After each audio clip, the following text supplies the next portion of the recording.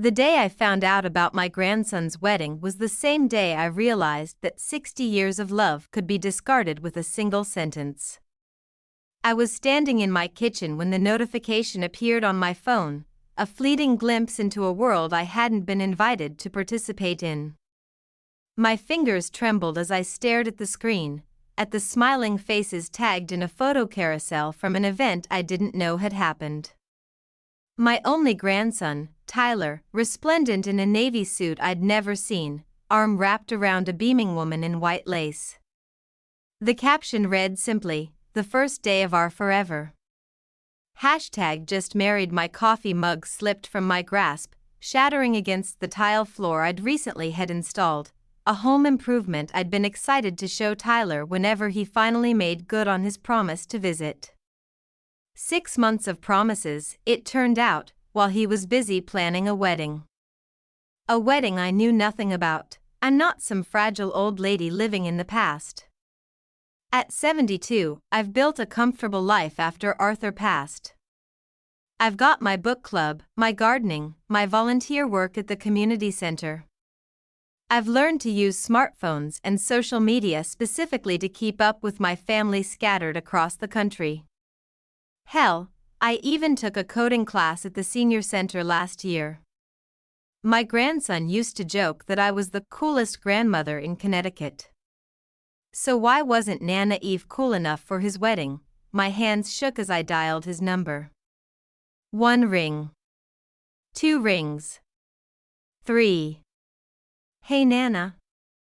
His voice was cheerful, oblivious. I wanted to scream, but instead, I heard myself say with forced casualness, "Tyler, sweetheart.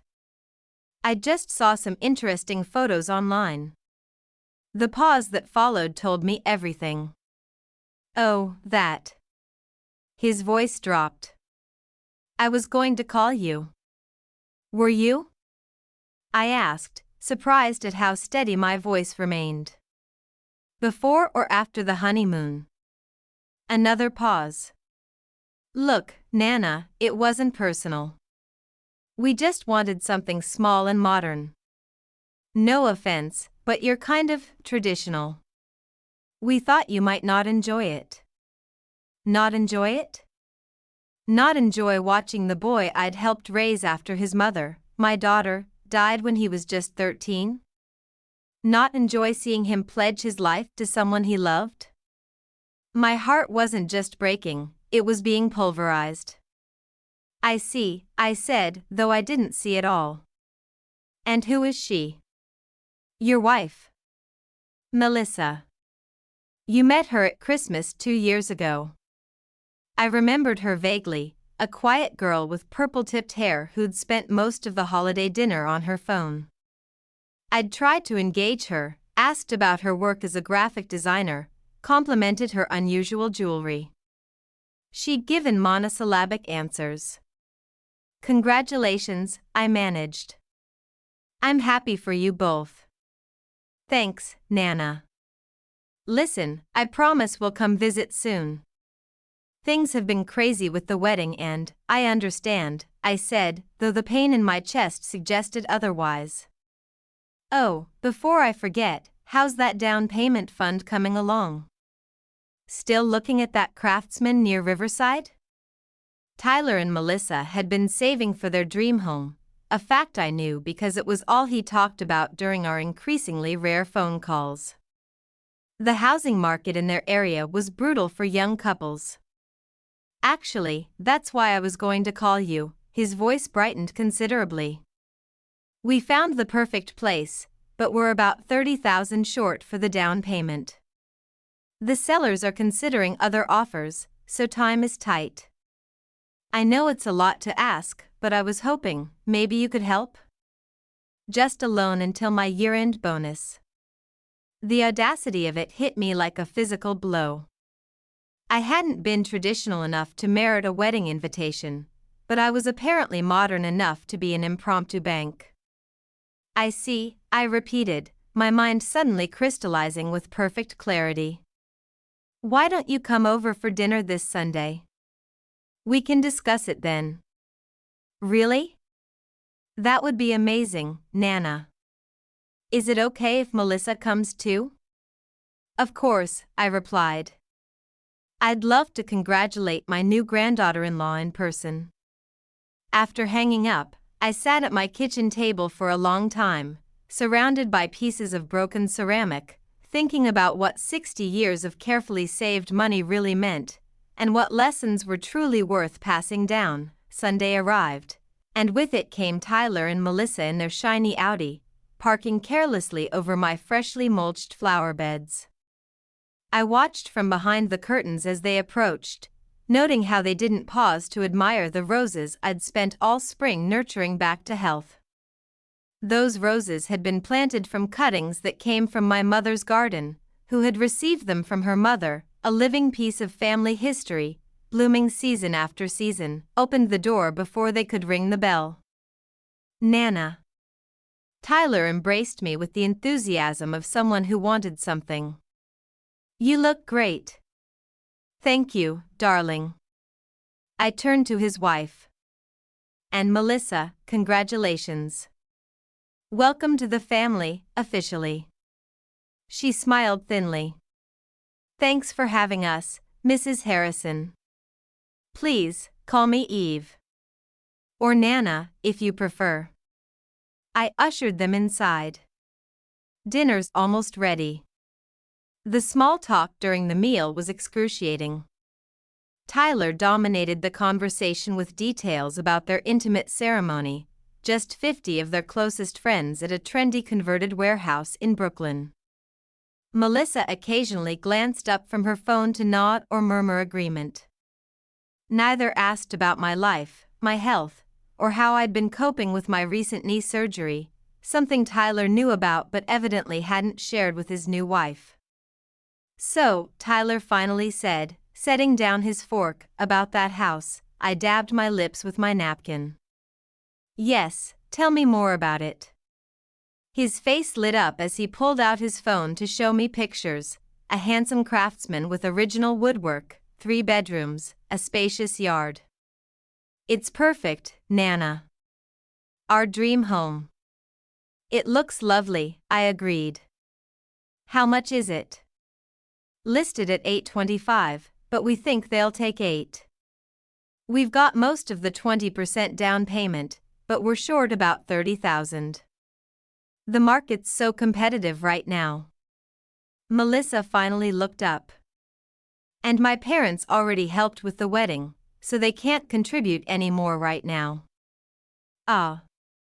The wedding. The event that cost enough that they couldn't put that money toward a house, but somehow wasn't worth including me in. The wedding looked beautiful in the photos, I said mildly. I especially liked your dress, Melissa. A flicker of discomfort crossed Tyler's face. About that, Nana, no need to explain again, I interrupted gently. I understand. I'm traditional. Not modern enough for your celebration. It's not that, he began. It kind of is, Melissa interjected. No offense, Mrs. Harrison, but Tyler said you're always going on about proper weddings and church ceremonies and how things were done in your day. We wanted something more us. I folded my hands in my lap. I see. And what exactly did Tyler tell you about my wedding to his grandfather? Tyler looked confused. That you got married in that big Methodist church downtown? With the whole 9 yards, white dress, big reception, the works. I couldn't help it, I laughed.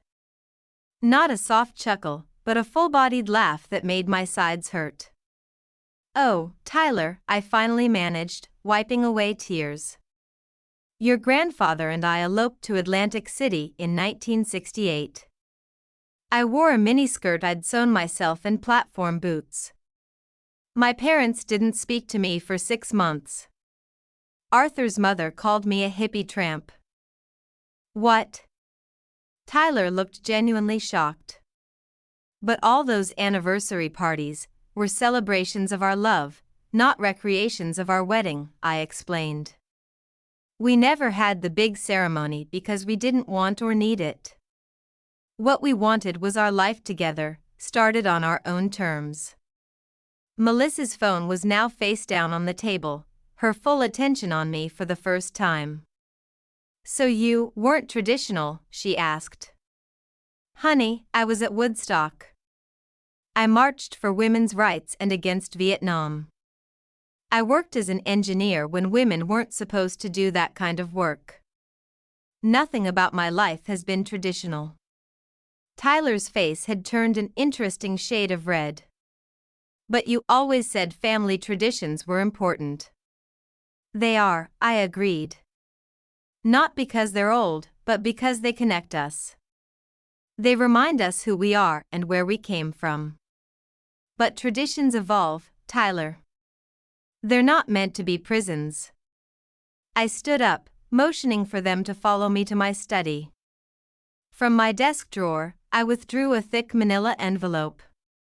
"I want to show you something before we discuss money." I opened the envelope and spread its contents across my desk: photographs, news clippings, handwritten letters. "This is your mother at 17. I pointed to a photograph of a young woman with Tyler's same warm eyes. "She was arrested at a climate protest that day. Your grandfather and I were furious, not because she protested, but because she didn't tell us she was going. We would have gone with her." Tyler picked up the photo, studying it with an expression I couldn't quite read. "And this," I continued, showing him another photograph, "is your grandfather's parents on their wedding day in 1942, right before he shipped out to the Pacific. She's wearing a borrowed dress. They had exactly 8 hours together as husband and wife before he left for 2 years." I laid out more history, pictures of Tyler's great-grandparents arriving at Ellis Island, letters my father wrote from Korea, newspaper clippings about my own professional achievements, the eulogy Tyler had written for his mother but had been too distraught to deliver. "This is who we are, Tyler. Not just you and me, but all of us who came before. Messy, imperfect people who made choices, sometimes good ones, sometimes terrible ones. But we were there for each other when it mattered." I picked up one final photograph, Tyler at his high school graduation, his arm around my shoulders, both of us beaming despite the invisible weight of grief we carried for his mother. "I wasn't upset about missing a fancy party, Tyler. I was hurt because you decided I didn't belong in one of the most important chapters of your story." The room fell silent except for the ticking of the grandfather clock in the corner, another family heirloom, keeping time for generations. Melissa spoke first, her voice uncharacteristically small. "I didn't know any of this about your family." Tyler couldn't meet my eyes. "I'm sorry, Nana. I made assumptions." "Yes, you did," I agreed, gathering the memories back into their envelope. "Just like you're assuming that I have $30,000 sitting around for your down payment." His head snapped up. "I'm not assuming. I know you do. Mom always said you were the best saver she'd ever met. And after Grandpa's life insurance and selling the lake house." He trailed off, perhaps realizing how mercenary he sounded. I smiled sadly. "You're right. I do have the money. I've been fortunate. Your grandfather and I worked hard, saved carefully, and yes, we have a nice nest egg. Would you like to know what I've been saving for all these years?" Without waiting for an answer, I removed another envelope from my desk drawer and handed it to Tyler, his brow furrowed as he opened it and pulled out the contents: brochures, printouts, and a detailed itinerary. "What's this?" "A 3-week tour through Europe, England, France, Italy. First-class accommodations. Private guides in every city." I took a deep breath. "It was supposed to be my gift to you both for your wedding. I've been planning it for years, ever since you told me in college that you'd never been overseas. Melissa peered over his shoulder at the materials, her eyes widening at the luxury detailed in the glossy pages. I was going to surprise you with it at your wedding, I continued. But since that didn't happen, I thought perhaps it could be a housewarming gift instead. Tyler looked up, hope flashing across his face. Really? That's incredible, Nana. I reclaimed the brochures gently. It would have been. But I cancelled it last week. What? Why?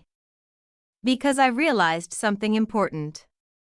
I sat back down, suddenly feeling every one of my 72 years. You can't buy respect, Tyler. Not with trips to Europe, not with down payments on houses. This isn't about respect, he protested. It was an oversight, a mistake.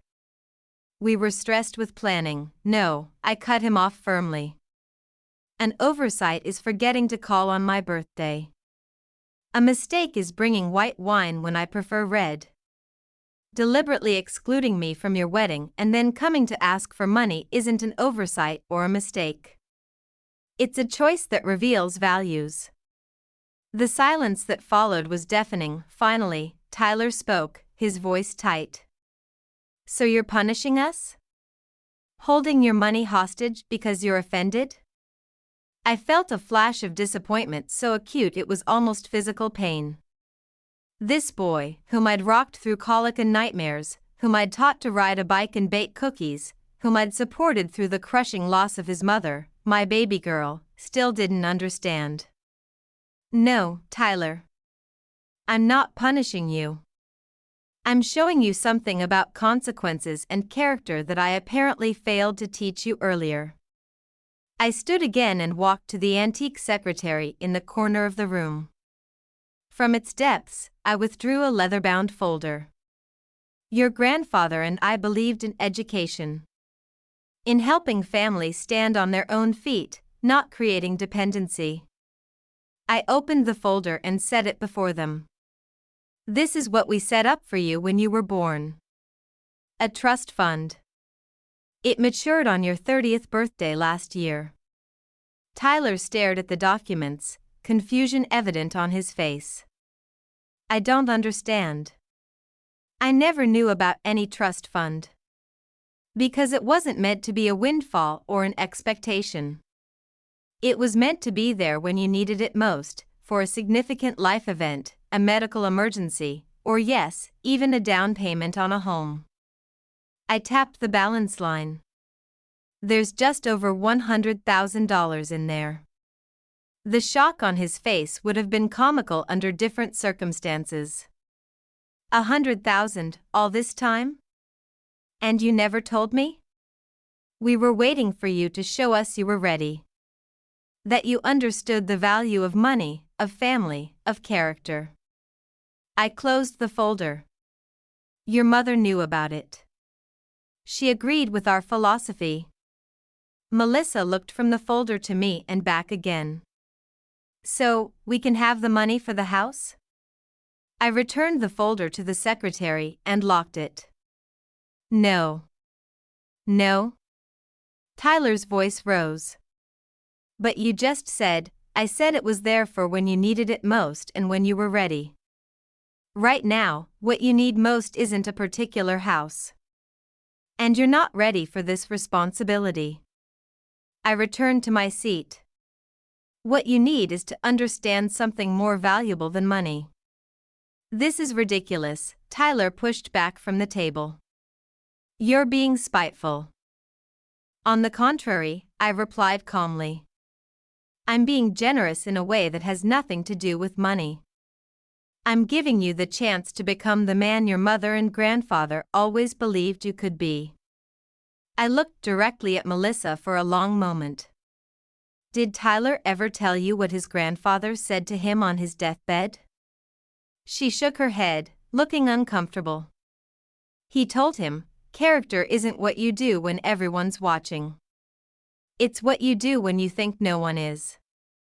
I turned back to Tyler. I was watching, even when you thought I wasn't. Tyler stood abruptly. Come on, Melissa. We're leaving. She hesitated, looking between us. Before you go, I said, reaching for one final envelope on my desk, I want you to have this. Tyler snatched it from my hand. What now? More lessons? No.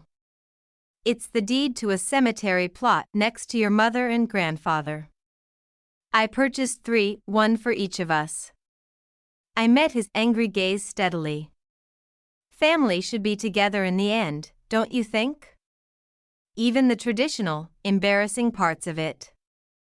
His hands trembled as he held the envelope, anger warring with shame on his face. That house you want will still be there when you've earned it, I said softly. Or maybe you'll find one you love even more. But this family, your history, your roots, that's irreplaceable. You could help us now, he said, his voice suddenly small, like the little boy who used to crawl into my lap after nightmares. You have the means. I could, I agreed. But then I'd be robbing you of something precious, the satisfaction of achievement, the growth that comes from perseverance, and the knowledge that you did it on your own terms. Just like your grandfather and I did.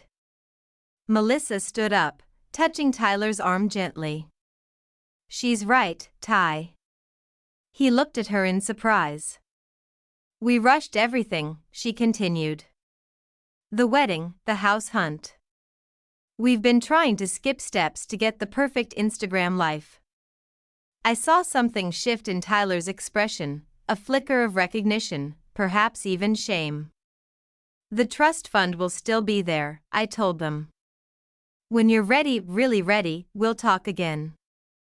They left shortly after, the atmosphere heavy with unspoken emotions. Tyler hugged me stiffly at the door. Melissa, surprisingly, embraced me with what felt like genuine warmth. I'm sorry, she whispered. For what it's worth, I wish I'd known you better before the wedding. I watched them drive away, carefully avoiding my flower beds this time. The evening sunshine caught on my diamond wedding band, the simple one Arthur had saved for months to buy, not the elaborate one we could easily afford later in life. Some things were valuable precisely because they weren't easy. Back inside, I gathered the dinner dishes and thought about second chances and the price of wisdom.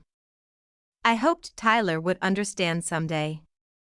I hoped he'd forgive me for this hard lesson, just as I was already forgiving him for his thoughtlessness. Later that night, my phone chimed with a text message. Can we come for dinner next Sunday? Just to talk. No agenda. I smiled as I typed my reply, always a place for you at my table. 3 months later, I received an invitation in the mail, not an eddit or a casual text, but a proper card in a creamy envelope. Tyler and Melissa Harrison request the honor of your presence at a vow renewal ceremony, celebrating their commitment to each other and to family. Inside was a handwritten note from Tyler, this time with everyone who matters. Especially you, Nana. I'm sorry it took me so long to understand what wealth really means. The ceremony was small, just 30 people in my backyard garden, surrounded by those heritage roses. Tyler and Melissa stood beneath an arch made from wood reclaimed from my old lake house dock. He wore his grandfather's cufflinks. She carried a bouquet that included lavender from my garden. When it was time for speeches, Tyler surprised me by pulling out a worn leather journal I recognized immediately, my own diary from the year I met Arthur. My grandmother taught me recently that traditions matter not because they're old, but because they connect us, he said, his voice steady as he addressed our small gathering. She also taught me that we get to choose which ones to keep and which new ones to create. He opened the journal carefully. This is from her diary, October 3, 1967. Met a boy today who looked at me like I was both a mystery he wanted to solve and the answer he'd been seeking. I wonder if he knows I see him the same way. I felt tears welling as he continued. My grandparents didn't have a traditional start. They created their own path. My mother did the same. His voice caught slightly. And now, it's our turn to honor their courage by finding our own way, while never forgetting where we came from. After the ceremony, as guests mingled in the golden afternoon light, Tyler approached me with a manila envelope. "What's this?" I asked. "Open it," he urged. Inside was a deed, but not to a house. It was for the vacant lot adjacent to mine. "We're building there," he explained, a new maturity in his eyes. "We saved enough for the land. We'll build slowly, as we can afford it. But we want to be near you, learn from you while we still can." I found myself speechless. "The trust fund," I finally managed, "is still there for when we really need it," he finished. "Or maybe for our kids someday. But this, building our home with our own hands, near family, this feels right." As the sun set on that perfect day, I sat on my porch swing, watching Tyler and Melissa walk the perimeter of their future home site, pointing and planning. I thought about all the ways wealth passes through generations, not just money, but wisdom, resilience, and the courage to both honor the past and forge a new future. The wedding I wasn't invited to had led to something far more meaningful than I could have imagined. Not just a vow renewal, but a renewal of understanding between generations. A bridge across the gap that so often divides us as we age. A recognition that family isn't just about DNA or tradition, but about the deliberate choice to remain connected, even when it's difficult. Especially when it's difficult. Tyler waved to me from across the yard, and I waved back, feeling a completeness I hadn't experienced since Arthur passed. Some lessons can only be taught with tough love. Some bridges can only be built after a painful separation forces us to see the distance that's grown between us. For that European trip I'd planned? We're going next year, all three of us. Some traditions are worth keeping, after all. And some are worth reimagining entirely. If this story resonated with you, I'd love to hear your thoughts in the comments. Have you ever faced a similar family situation? How did you handle it? Don't forget to subscribe to our channel for more real-life stories about family, healing, and the complicated beauty of intergenerational relationships. Your experiences matter, and this community grows stronger with every story shared.